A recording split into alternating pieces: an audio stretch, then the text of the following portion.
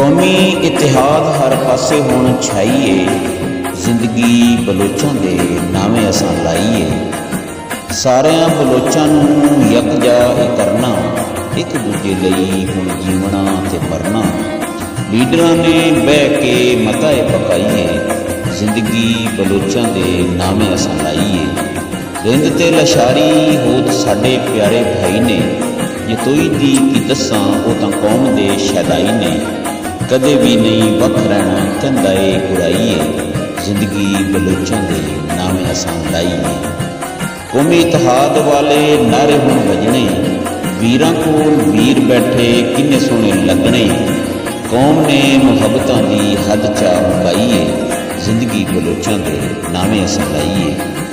बहादरी बलोचां दी तारीख सानूं दसदी, जदों सी बलोच कौम इकट्ठी होके वसदी।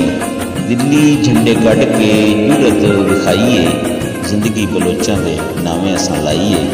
अज इरफान साडा मान ते तरान है, नाले साडा दिल है ते नाले साडी जान है।